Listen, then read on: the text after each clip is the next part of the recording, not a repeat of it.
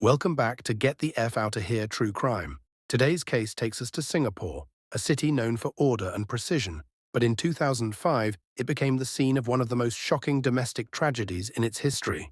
This is the story of Guen Aguilar and Jane Parangan La Puebla, two Filipino domestic workers whose friendship ended in tragedy and left a nation stunned. Before we begin, make sure you subscribe, like and comment on the Get the F Outta Here True Crime channel. We drop deep dives into real cases every week. Both women came to Singapore chasing the same dream, a dream shared by thousands of overseas Filipino workers. They wanted what so many others did, a chance to earn a steady income, to send money home, and to build a better future for the families waiting across the sea. For Jane La Puebla, that dream began with hope. At only 26, she had an energy that drew people in. Cheerful, generous, and always willing to lend a hand. She often sent home pictures of herself smiling, assuring her husband and her 9-year-old son that everything was fine, even when life in a foreign land wasn't easy. Her laughter was said to brighten the small dormitories where domestic helpers stayed after long work days. Guen Aguilar, a few years older at 29, carried a quieter strength. Friends described her as reserved but dependable, the kind of woman who never complained, even when she had every reason to. Behind her calm face, she bore the burden of unpaid debts, family obligations, and the loneliness of being thousands of miles away from her husband and 2 young sons. Every paycheck she earned was already but behind the smiles and Sunday laughter, stress was quietly brewing, the kind that doesn't show in photos or friendly chatter. Jane had borrowed about 2,000 Singapore dollars from Gwen, promising to pay it back soon. To most, that might not sound like much, but for women working as domestic helpers, it was a small fortune. The difference between sending money home and falling further into debt. What made things worse was that Gwen didn't actually have the money to lend.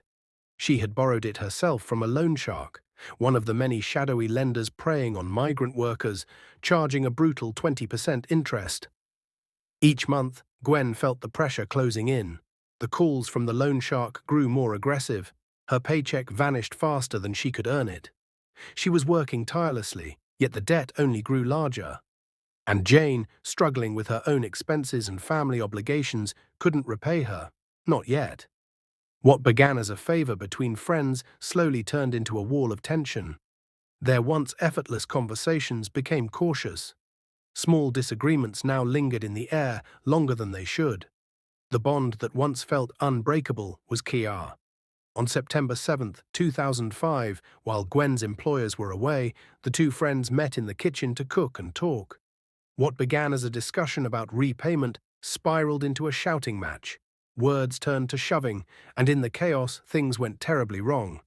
Authorities later concluded that Gwen, panicked and overwhelmed, caused Jane's death during the struggle. In shock, Gwen sat frozen, unable to process what had happened. For 2 days, she hid from the reality of her actions, a sign, later experts said, of a mind spiraling under extreme psychological strain. Her employers noticed nothing unusual. Singapore's bustling city life carried on, unaware of the secret hidden behind one apartment door. 2 days later, on September 9th, a cleaner near Orchard MRT station discovered a bag near a wall. Hours later, another was found by McRitchie Reservoir. Police pieced together the evidence and quickly traced it back to Gwen's employer's condominium. By that evening, Guen Aguilar was in custody. Within 12 hours, Singaporean authorities had their suspect. Gwen admitted what had happened and cooperated with police. A search of her employer's apartment revealed cleaning supplies, replacement wallpaper, and receipts for tools. Each item painting a picture of a desperate attempt to cope, not to cover up. Psychiatrists later described her actions as the product of a tortured mind, not a calculating criminal. In May 2006, prosecutors reduced the charge from murder to manslaughter after reviewing psychiatric reports. Gwen was diagnosed with depression and emotional instability aggravated by debt and isolation. She pleaded guilty and was sentenced to 10 years in prison. The presiding judge called her actions grotesque and abominable, yet recognized that they came from a mind consumed by despair, not malice. Gwen served her sentence quietly. Reports say she received counseling and eventually reconnected with her family. The case sparked conversations in Singapore and the Philippines about the pressures faced by migrant domestic workers, isolation, financial exploitation, and the mental toll of working far from home. This case reminds us how quickly friendship and trust can unravel under financial and emotional strain. It's a tragedy of two women, both victims of circumstance, both seeking better lives, and how one moment of rage can change everything. If you were under that kind of stress, where debt, isolation, and hopelessness collide, what do you think you would have done? Do you believe justice was served with a 10-year sentence, or should mental health weigh heavier in such cases? Let's talk about it below. I'll be reading your comments. And if you found this story thought-provoking, subscribe, like, and comment on Get the F Outta Here True Crime. We'll be back next week with another story that makes you stop and say, "Get the F outta here." If this story got you saying, "Get the F out of here," hit that subscribe button for more. Millions of people around the world leave their home countries to work abroad in search of better economic opportunities.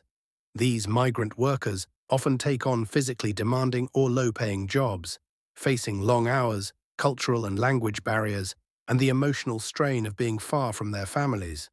Despite these challenges, their primary motivation is usually to provide for loved ones back home. The money they earn, known as remittances, becomes a crucial source of income for families in their home countries. It helps pay for basic needs such as food, education, healthcare, and housing, and can even support local businesses and community development.